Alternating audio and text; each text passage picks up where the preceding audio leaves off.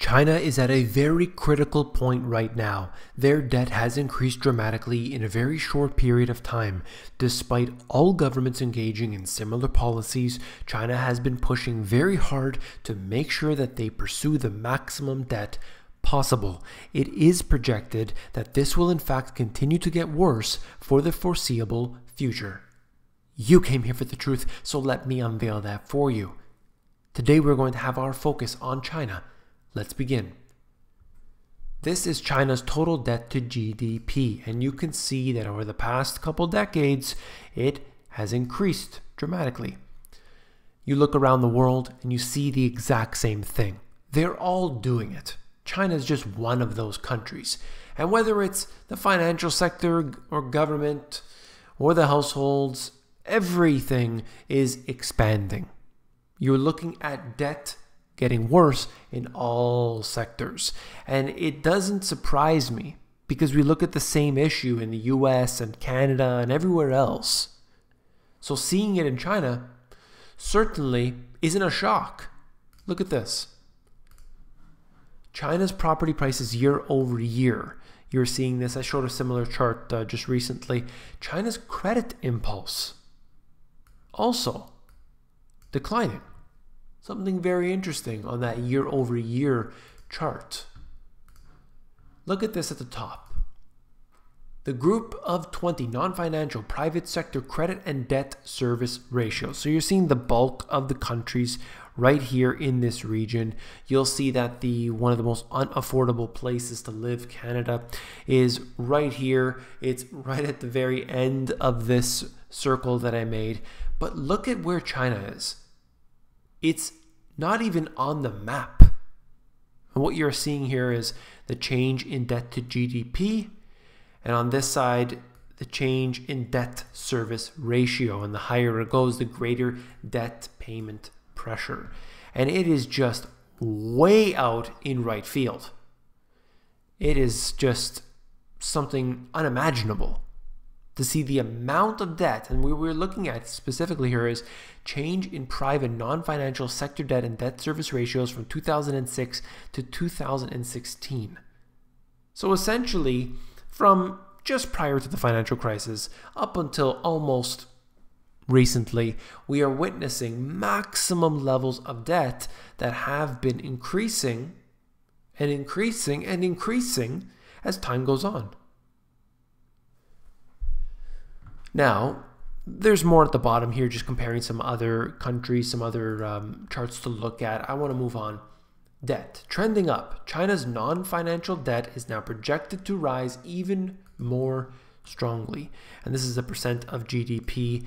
And, you know, depending on which calculations you use and if you're going to account for certain things, this number is different, of course. Same thing in the US, you know, including those unfunded liabilities. All of a sudden you get a different picture, but it doesn't matter. The point is that it's getting worse and you can't continue this. And I will show you one very good depiction of this is Greece. An example I use often. When a country is in debt, they must obey their masters. Greece had to sell off its assets simply because they were in heavy amounts of debt, much more than their GDP. And at some point, the IMF said, look, we are now going to start taking over your country. We're going to decide what is being said, what is being done, and you must obey. And so a little bit of fighting back and forth, but it didn't seem to do much because the assets have been continuously, as far as I'm aware, getting sold off. And we're talking about major infrastructure. We're talking about islands and everything else. China's large credit gap. While China has a large credit gap, it has recently begun to narrow. And that's barely, of course, but you can see that it is beyond these other countries. Looking at this just compared to Portugal, Denmark, Spain, Ireland, Sweden, over these years, right? We've seen that taking place over particularly since the financial crisis. A lot has changed since then, if you haven't noticed from all the charts I've shown. China consumes too little. Too little, apparently. Well, I like to look at the IMF, and I've talked about this before, how they point out the right problem, but never the right solution. With high national savings and low consumption, China is a major outlier as compared to other economies. And again, you can see that here are, in this case, other East Asian economies, and look where China is. Way out in right field again. So it's something interesting to look at, to remember. Even compared to other countries in Asia, they have their own unique way of doing things. Social spending needs to rise more.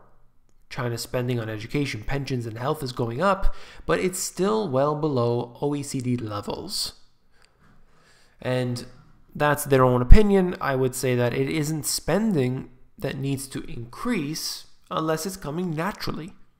Not from a printing press, not from keeping interest rates low, not from public works projects, not from stimulus packages. It needs to just happen. And if it's not happening naturally, it's okay for it to crash for a year or 2 or 3, however long it's going to take. Let companies fail. Let big banks fail. Let the assets get sold off to other companies naturally. Not, hey, let's let Warren Buffett in on this and not let anybody else. So that's the way it has to work. And unfortunately, China is in the same situation as all other countries out there. Too much debt. They are going to have to be basically selling off their assets to the highest bidder. And who that will be, I don't know. But that's really what's happening all around the world. We don't get to know all the ins and outs of what happens within China. Their situation is obviously a lot more closed off than other places. So it's good when you hear some information, because then we can take it and we can compile it and we can piece it together and formulate our decisions for what's going to happen into this near future. I'll tell you an example of why I believe that China is unfortunately going to suffer from a lot of what's happening in the West.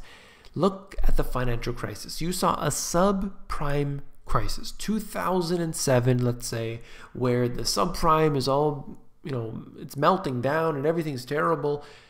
How did that spread to China? China really took a big hit in some ways, but that's literally a different country, other side of the world, a problem that we were told was existent only in the US and only contained the subprime.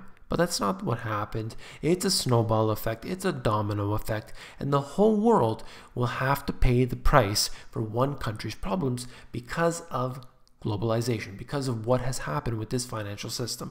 It is rotten to the core if you haven't figured that out already. If you found this video informative, please give me a thumbs up. Last but not least, if you found the video informative, I know you will find my books, The Money GPS, and my newer release, Global Economic Collapse, even more informative. You can actually flip through these books. Just go to the links in the description below. It'll bring you over to Amazon. They have a look inside feature. It's going to allow you to flip through the pages of these books to see if you like them. Take care.